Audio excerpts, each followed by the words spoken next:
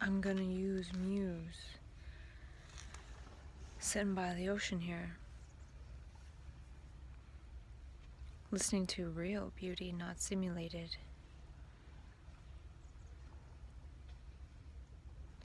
And I just ate a really, really big meal of rice and Indian sauce. I'm feeling so hungry lately. And I think it's partly the blood donation. But I'm gonna sit here and muse, so talk later. So I need to add something to the lifestyle design creativity I've been working on this morning, which is visiting farmers markets. I got this really great bok choy to add to my rice and Indian sauce, and I got a vegan oat bar, and I got a non-vegan brownie and some fudge, because there's fudge everywhere here, and I also got some bee pollen. So these are some fun things I got at the farmers market. Oh, and I got some bug soap, which I'm going to save for next time I go to California. I checked with them and they said that it lasts in terms of its effectiveness. So yeah, these are some of my scores. Love farmers markets.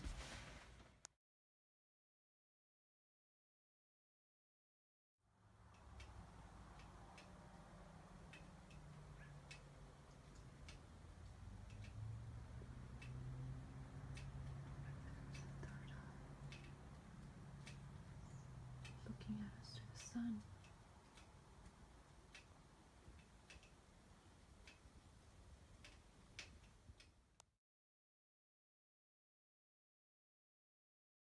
Aw, I didn't know there were lizards here. Poor little guy.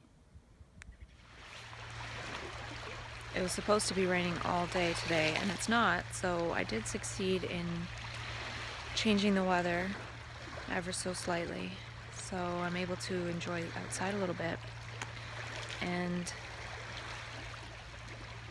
I picked a bunch of hair off the bathroom floor from blow drying and straightening my hair, which is a within the last couple 100-year activity or less.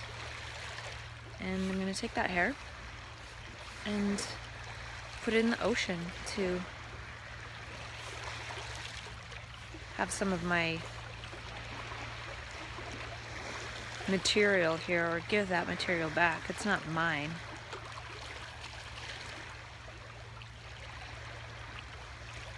All the matter in our body changes. So I'm going to put it in the ocean.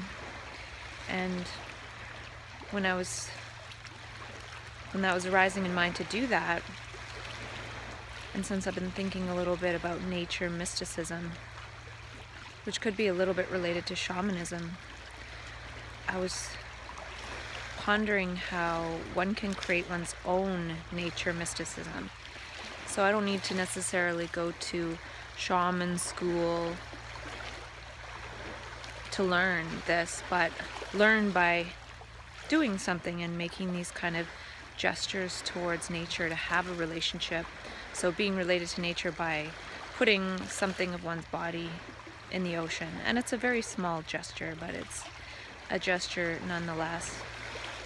And taking the time to do that, taking a moment to do that and give something back.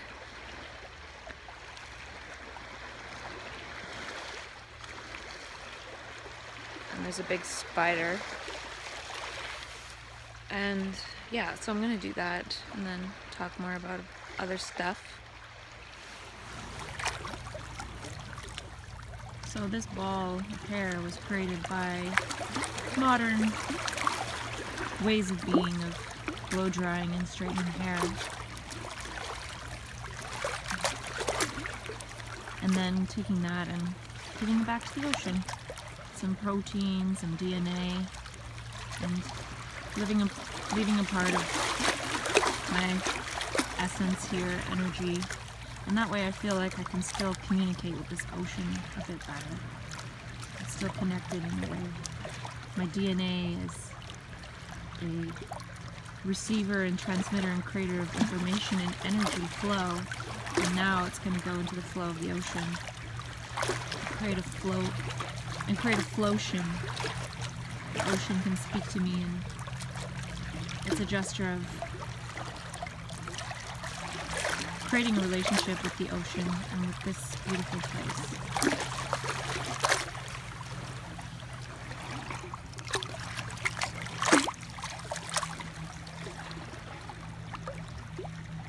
And of course, I don't know what kind of ripple effect that's going to have. Might end up choking some fish.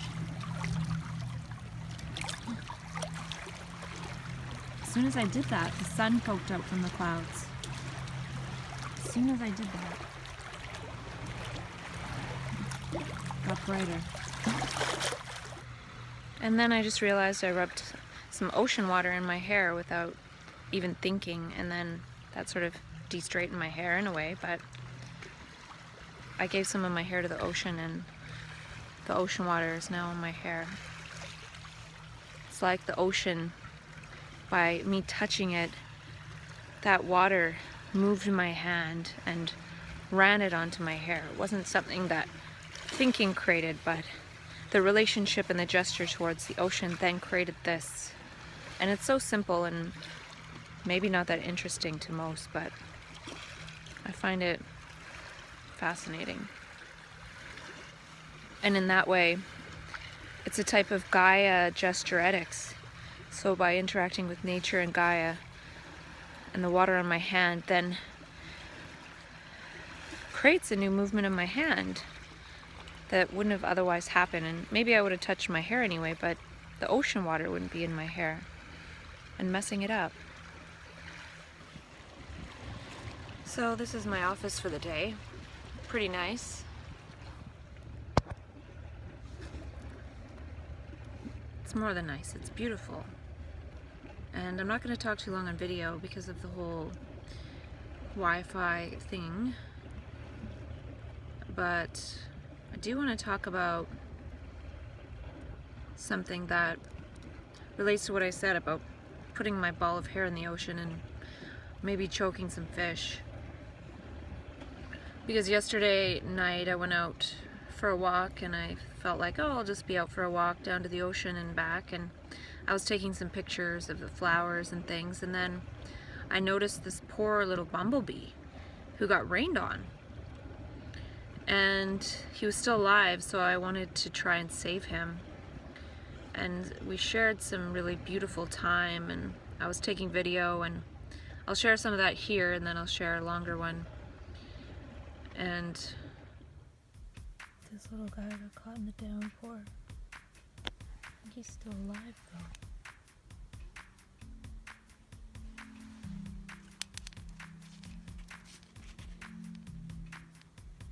Come on, buddy. Come on.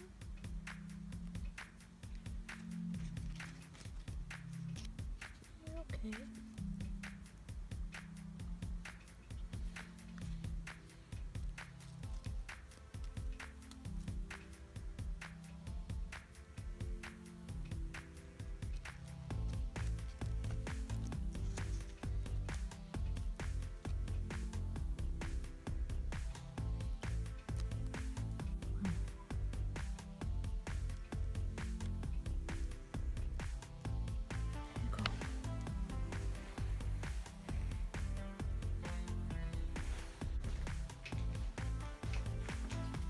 Here. Let's sit on this poop. Are you okay?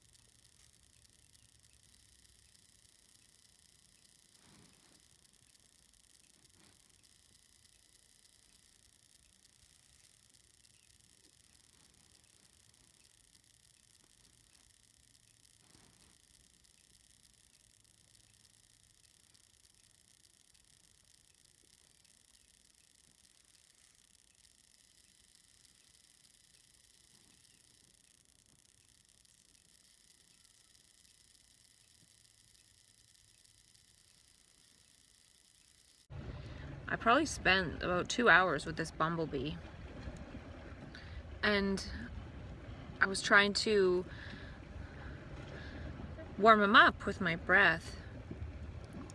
And I had this sense that if he didn't get home that day, he wasn't going to make it. And I felt like he needed some heat. So eventually I took him to my room and warmed him up. And he started responding. He started licking his little stinger thing, and then he started to try to fly, and I heard him buzzing finally, and then he fizzled out. And I'm pretty sure I killed him.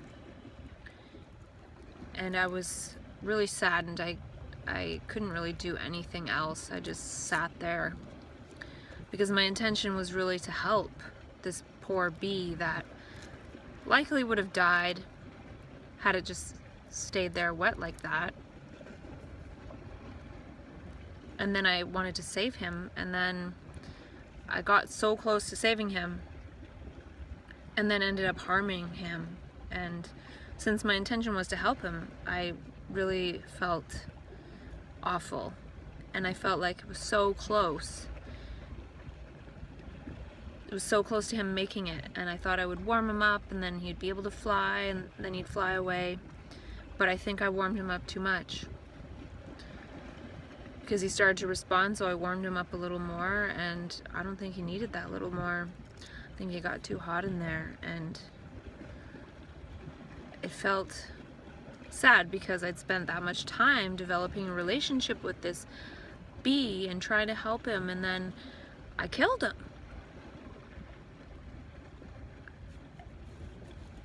And I felt like it could relate to how, in a way, after tapering onto micronutrients and off medications, I want to help people do the same, and that's my intention. But at the same time, it doesn't mean that everybody's going to make it. It doesn't mean that everybody's going to have the same, not the same, but a similar success. And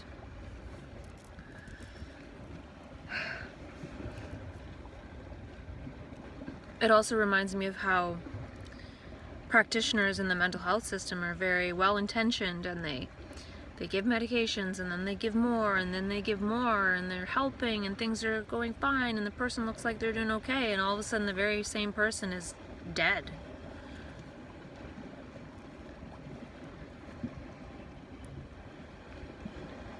And then we feel like, well, what happened? So in my relationship with the bee, had I not intervened, it probably would have died. But then I intervened and it died anyway. So learning that one can have the best intentions, but it doesn't guarantee anything. There is no guaranteed outcome of anything. And it's also, too, we humans can think that we know what's best. I could have let the bee rest in my room overnight and not heated it up a little bit. I could have just left the bee outside and maybe it would have been okay tomorrow and flown away. But I thought, well, it's going to rain today. Now it's not raining, but I thought it was going to pour rain, so even if he did recover overnight, he wouldn't be able to get back to his hive. So I was trying to think of these different scenarios, and then I thought, well, if I just warm him up a little and then you fly away back to his nest tonight and everything will be good. And it didn't happen that way. And I just felt horrified that I killed this little thing that I was trying so delicately and gently to help.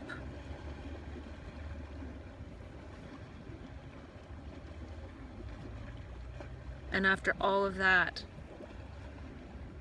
effort and building a relationship and being there, sharing that time and energy, it died, and I was the cause of that. So I feel like in whatever I do next in reaching out to people, I might be inviting people into a certain paradigm, and not everybody's going to make it. Not everybody's going to make it either way.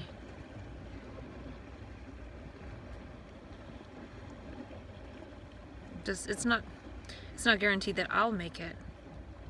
And what is it?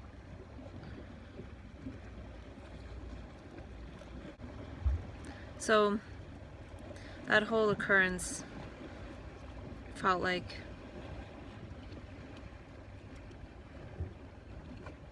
something meaningful to the whole of life. And it was beautiful to capture the beauty of the bee. And then I felt like, am I exploiting this bee? Am I videotaping the bee to enjoy its beauty, and now I want it to fly away now and get back home? And was I being with the bee to record it? Was I being with it to be with it?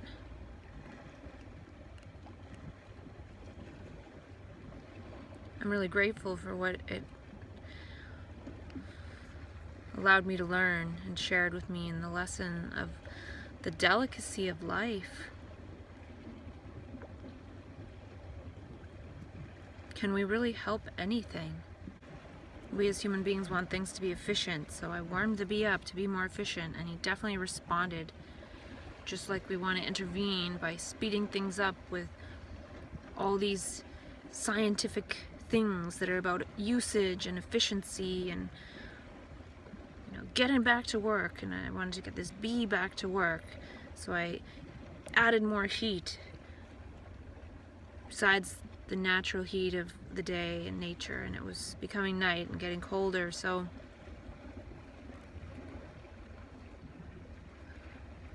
I tried, but it died, and I killed it. And then I think, well, had I just warmed him up a little and not added that extra warmth, because I thought, oh, he's doing well, so I'll add more.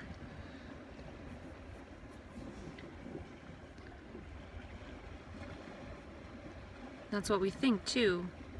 Even with psychopharmaceuticals, we think, oh, we need to add more, we need to change it, we need to do this. We don't just add a little bit and then take it away and let the person recover. We want to maintain it on the meds, or maintain it on the heat, or, oh, the bee responded to heat, let's give it some more heat.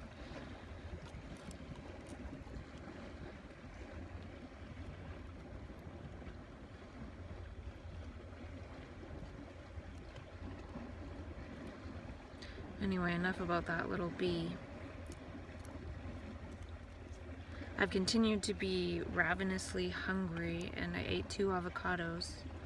And I feel like they cleansed my palate a little bit, because I ate a blackberry from a blackberry bush, and it tasted so good.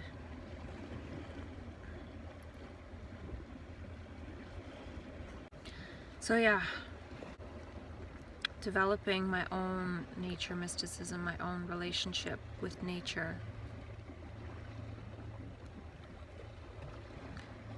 And I think looking into the eye of the bee for so long communicates something to the bees.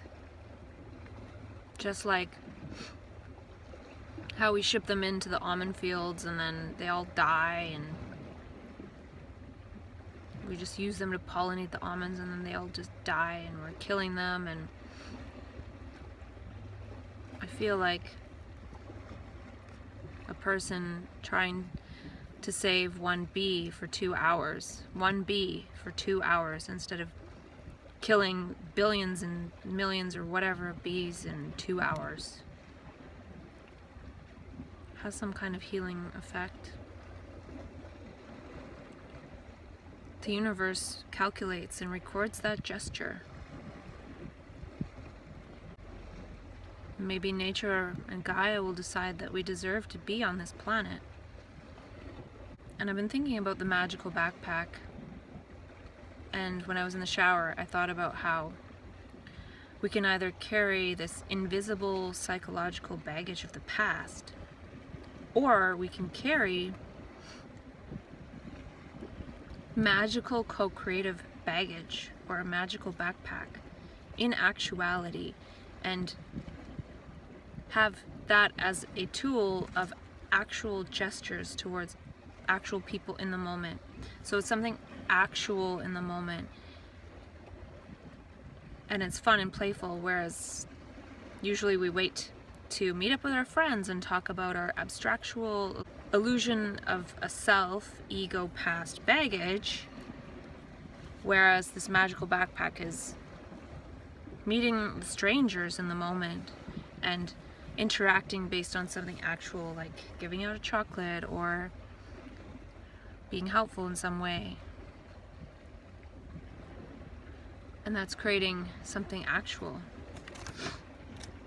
And moving the other out of that space of 1,000 thoughts on repeat in one's head.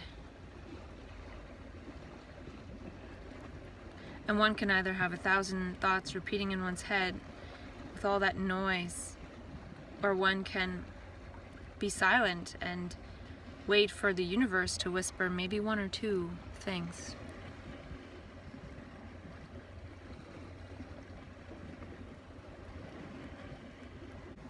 So the magical backpack can create playful presence and give out presents with one's presence playfully. And it's really a tool to wander with love and reaching out as a gesture. And I was also thinking about how minerals are frequencies of light, and how by taking minerals, one has the right frequencies of light within oneself to give the proper light nutrition for the light shining out of one's eyes and lighting up the world and being able to see. So in a way, it could correct vision, because thought and ego in the past distorts our vision, and that's something that we struggle with at times, especially in so-called psychosis. It's like being caught in a thought storm and having the eyes and vision clouded by thoughts of the past, not just of oneself, but of the whole collective humanity.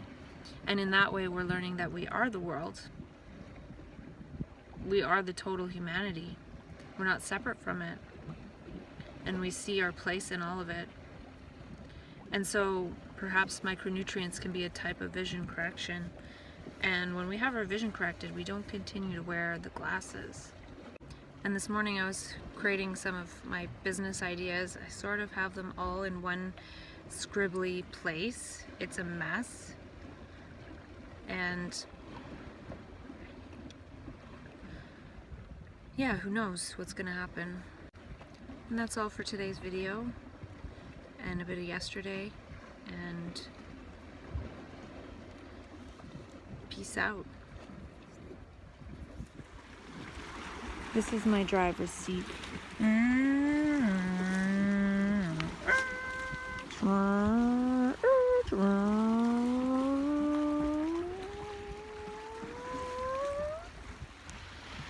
I'm having an insight from listening to myself talk about the bee, and I don't know if it's true, but it feels like it's a delicate balance to know when to let the universe and nature take over and Gaia take over.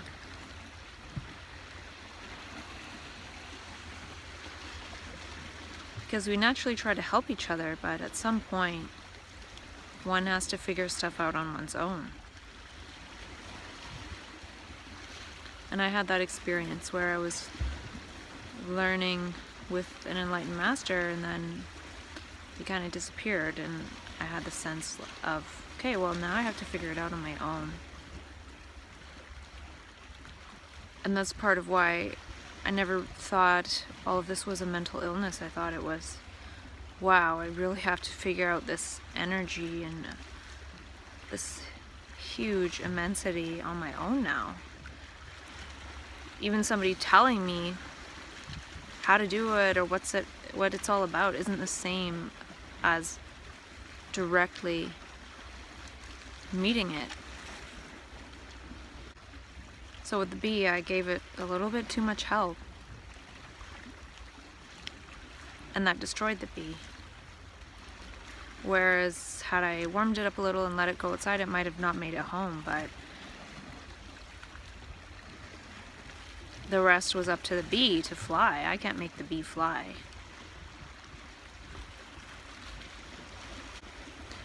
And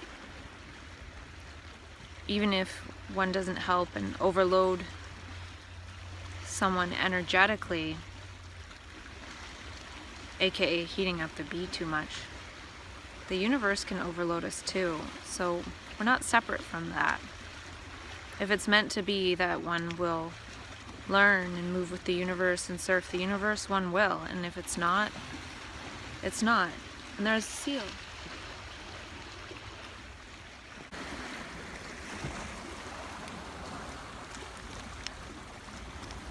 I saw him in my peripheral vision.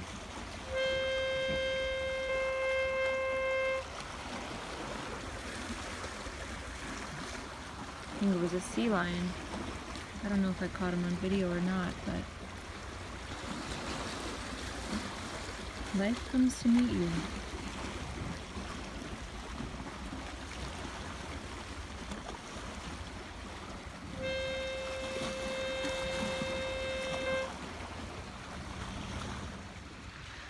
I think I'm talking about the possibility of being seen as someone who knows something, and I'm really learning each moment, and I don't know anything.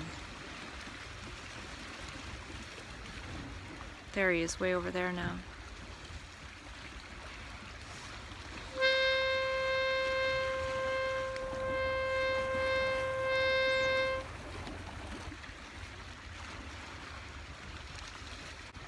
And I was also thinking about how some people in life we're so synchronized with, it's obvious.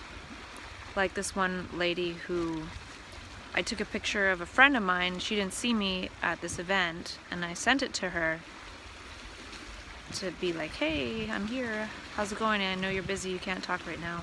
And then the person in the chair was somebody that I'd met before, and so I feel like, well, we're synchronized.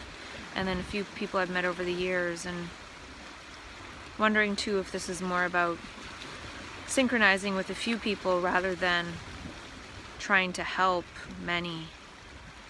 I don't know. Whatever. And the person I'm referring to, who I was studying with for a while, in some of his online talks, said, if you can survive it, there's no guarantee of surviving meeting actuality. It's tremendously intense and vital and powerful.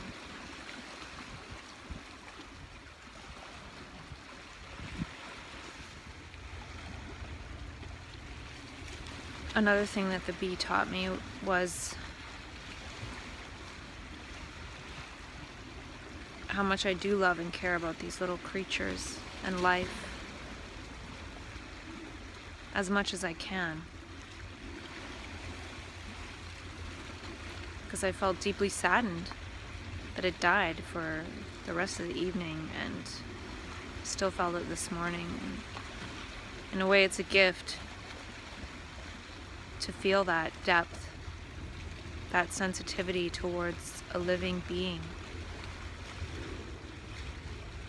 So that was a gift, to feel that and know that.